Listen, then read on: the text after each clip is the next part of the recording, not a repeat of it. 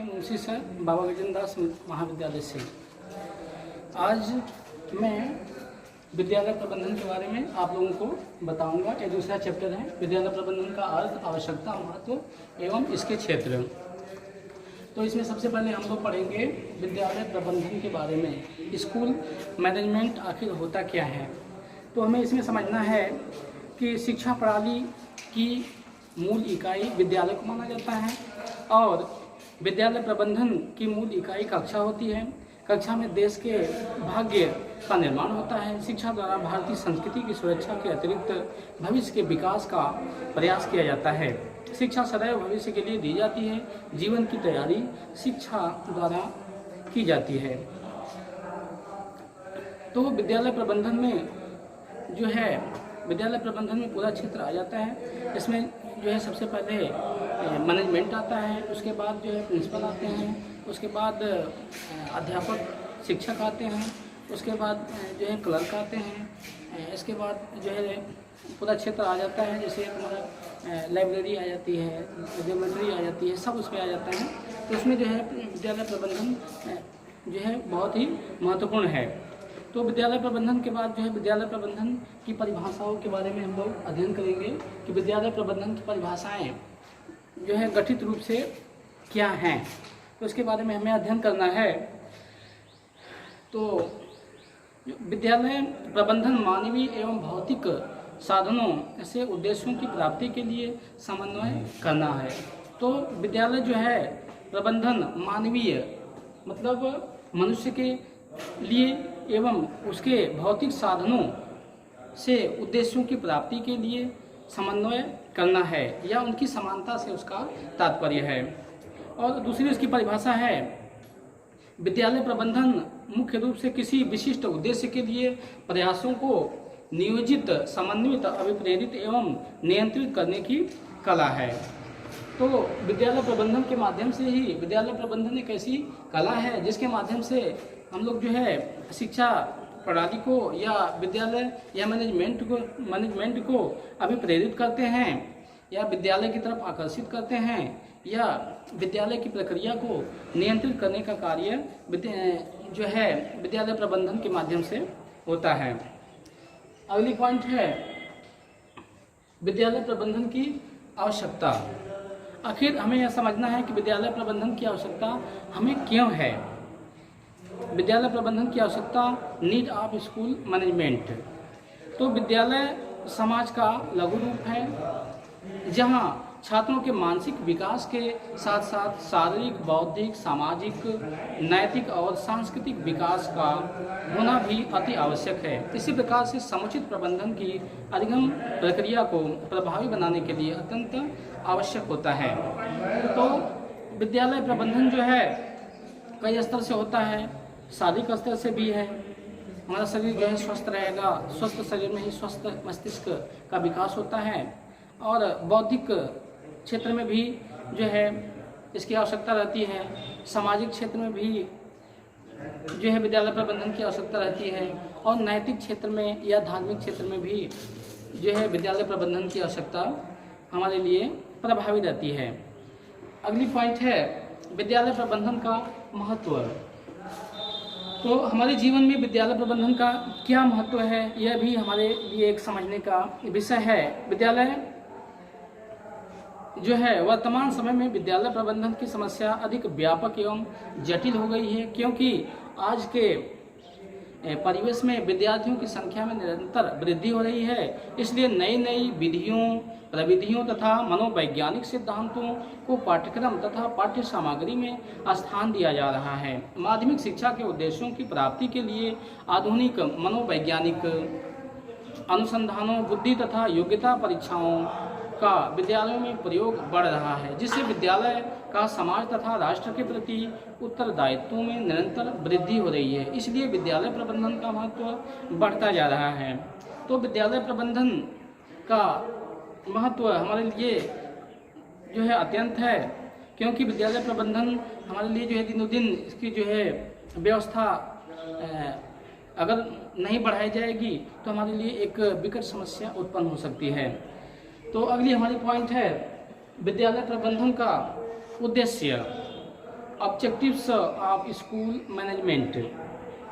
आखिर हमें यह समझना है कि विद्यालय प्रबंधन का हमारे लिए क्या उद्देश्य है। विद्यालय प्रबंधन के माध्यम से हम लोग जो है क्या क्या करना चाहते हैं, क्या हासिल करना चाहते हैं। तो इसमें हमें यह समझना है विद्यालय प्रबंधन के मुख्य उद्देश्य हैं समाज की बुनियादी परंपराओं तथा मूल्यों का संरक्षण करना।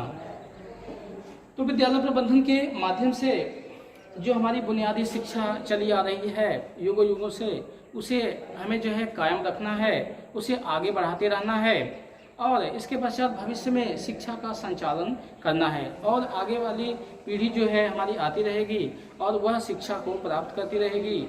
यह भी हमारा एक विद्यालय प्रबंधन का उद्देश्य है। अगला उद्देश्य है सामाजिक परिवर्तनों का प्रबंधन करना। तो परिवर्तन ही संसार का नियम है, परिवर्तन ही प्रकृति का नियम है। तो हमारा जहाँ तक प्रयास रहता है कि विद्यालय प्रबंधन के माध्यम से हम लोग जो है कुछ न कुछ समाज में परिवर्तन करते रहें और समाज का कुछ न कुछ विकास करते रहें। अगली पॉइंट है अनुभवों द्वारा छात्रों का विकास करना। विद्यालय प्रबंधन के माध्यम से शिक्षक लोग अपने अनुभव के माध्यम से छात्रों का विकास करते हैं और उनके अंदर समन्वय की भावना का जागरण करते हैं और देश प्रेम की भावना का जागरण करते हैं, एकता की भावना का जागरण करते हैं। अगली पॉइंट है राष्ट्रीय एकता की अनुभूति कराना। छात्रों के अंदर विद्यालय प्रबंधन के माध्यम से हम लोग जो यह प्रयास करते हैं कि पूरा छात्र समूह या शिक्षा जगत राष्ट्रीय एकता की अनुभूति कराता रहे। अगली पॉइंट है अंतर्राष्ट्रीय सद्भावना तथा मानव मूल्यों का विकास करना। विद्यालय प्रबंधन के माध्यम से शिक्षकगण अंतर्राष्ट्रीय सद्भावना मतलब विश्व स्तर पर या राष्ट्रीय स्तर पर सद्भावना सद्विचार व्यक्तियों के अंदर स्थापित करने का काम करते हैं तथा मानव मूल्यों का विकास करना और मानव के मूल्य का विकास करते हैं या मानव के तात्विक शक्ति का विकास करते हैं। अगली पॉइंट है व्यावसायिक क्षमताओं का विकास करना और विद्यालय प्रबंधन के माध्यम से हम लोग जो है शिक्षकगण यह कोशिश करते हैं कि लोग जो है या छात्र व्यवसाय के माध्यम से अपना जीविकोपार्जन करते रहें। अगली पॉइंट है विद्यालय प्रबंधन के सिद्धांत। विद्यालय प्रबंधन के आखिर सिद्धांत क्या है, यह भी हमें समझना है कि विद्यालय प्रबंधन के माध्यम से हम लोग जो है किस सिद्धांत को लागू कर सकते हैं।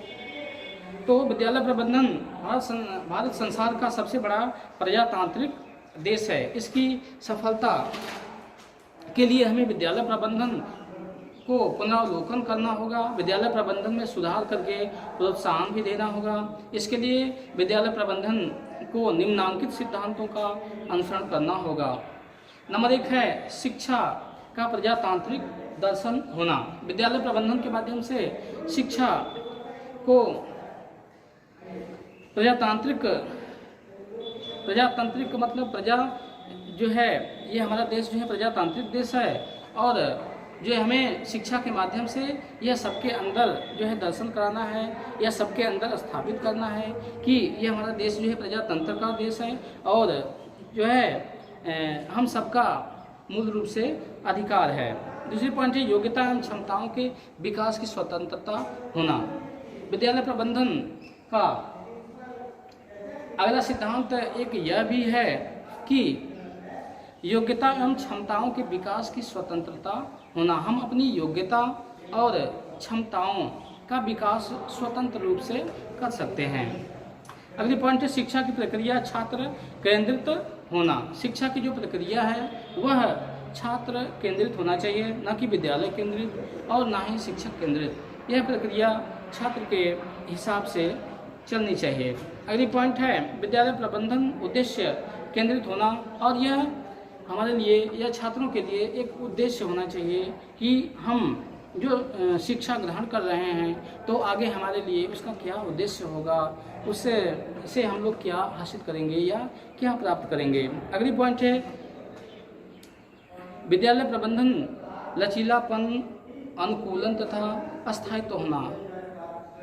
तो विद्यालय प्रबंधन के माध्यम से हम लोग यह भी जो है समझाना चाहेंगे कि जो है इसमें लचीलापन, अनुकूलन तथा अस्थायित्व होना चाहिए। अगली पॉइंट है विद्यालय प्रबंधन का क्षेत्र। विद्यालय प्रबंधन का क्षेत्र क्या क्या होता है और कहाँ कहाँ होता है, यह भी हमारे लिए समझने का एक विषय है। Scope of school management. विद्यालय प्रबंधन के क्षेत्र का अर्थ होता है शिक्षा प्रबंधन का विस्तार तथा कार्य क्षेत्र, जहाँ पर शिक्षण अधिगम का संपादन किया जाता है। ठीक है, फिर मिलेंगे।